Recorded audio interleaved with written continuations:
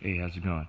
Um, this comic was pretty good, and at the same time, it makes me a little sad because there's only one more issue left with Jon Malin on. I'm not quite sure if Ed Brisson is going to be on the next story arc, but there's an issue, a little bit of a thing that we found out on Twitter. The guy had posted it up, and I actually did not realize this until he mentioned it. It's a small thing, but what was done kind of just shows what's going on in editorial and just this whole bias towards um, I don't know how to say it, the club, the SJW club, I guess you would say. But this was a really like fun action packed comic, right? You get Gideon coming back from the future to the past or the present day. Time traveling stories get kind of confusing, but they play it pretty straightforward, where it's like, it doesn't really matter. You get the general idea of what we're trying to say.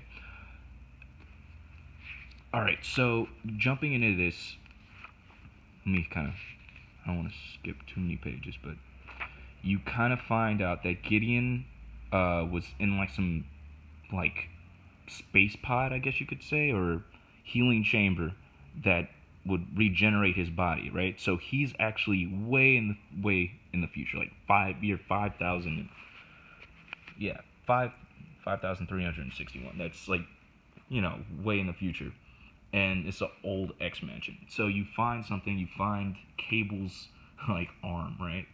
You find Cable's cybernetically enhanced arm, and he goes back to the present to take out Cable's crew, right?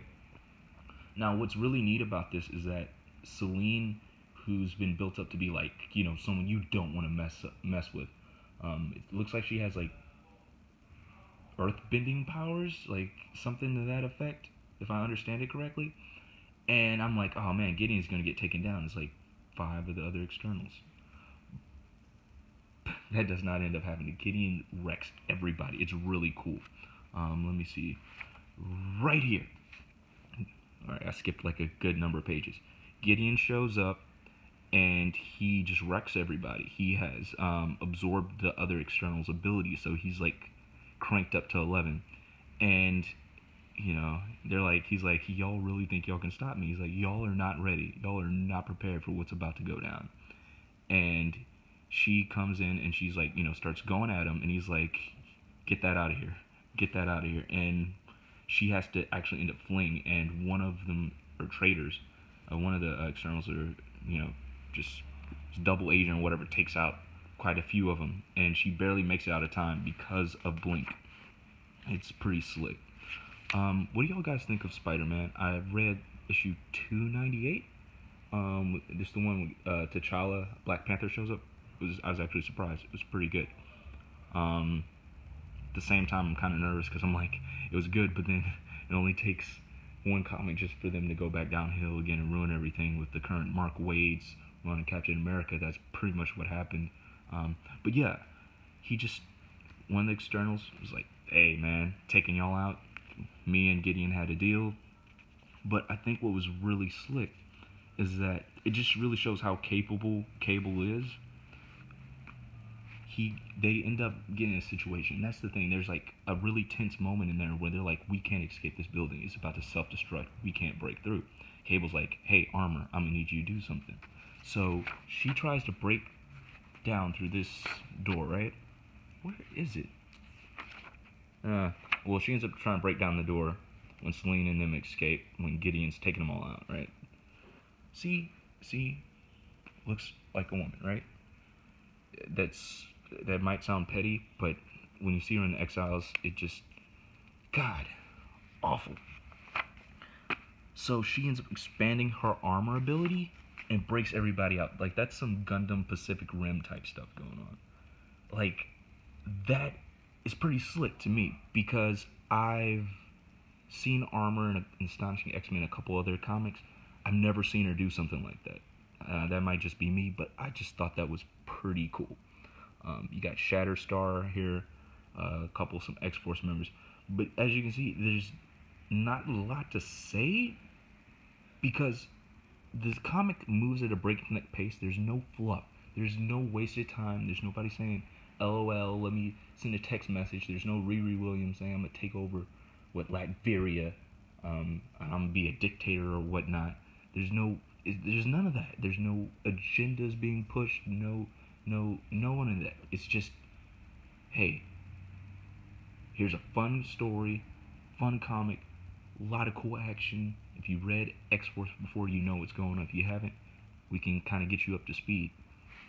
But yeah, here's the other thing, right? Is that you see it? You see it? You see it? You see it? They doctored Blink, her costume. Jon Malin wouldn't budge on it, and they were like, okay, we'll fix it for you. Small thing, right? You're like, okay, that's not a big deal. It's not in itself. The problem is that why would you, like, the people that would complain about it don't read cable. They don't. You know, why do you have to spend so much time? I mean, we already have the controversy with Stan Lee, right? And I really hope that it's not true. If they better hope it's true. As much as the big deal they're making about this, I really hope it's not. Especially the fact that Stan Lee's like 95 years old, and you just have people. They gotta tear everything down, right? Comics, ruin it until it's not fun anymore. Iceman, yeah, let's just ruin his character. Oh, it got canceled. Oh, well, we'll move on to something else to ruin. Just, I don't see it stopping anytime soon. CB Cebulski's really quiet on Twitter. He doesn't communicate with fans. I don't know if they have him like chained to a desk or something, where he's got to only say specific things because he's under fire. But I don't know. I kind of hope that he would do something different, fix a lot of the issues. I hope he's not like a just chill, calm down, relaxed version of Axel Alonso. But despite the fact that they made a dumb change, even and the way it's been redrawn looks weird too. Like, at least get a decent artist to doctor it if you're gonna do that. You just made, it's not that big of a deal, but it kind of got me triggered.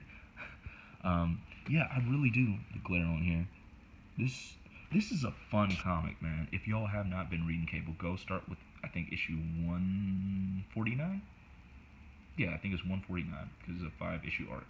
Next month is the end. Definitely read this, and if you, hopefully we can get Jon Malin on some more X properties. Throw him an X-Men Gold. I mean, if you've seen the recent art, you know it's atrocious. But yeah, let me know what you think. Any criticisms? Let's go ahead and discuss.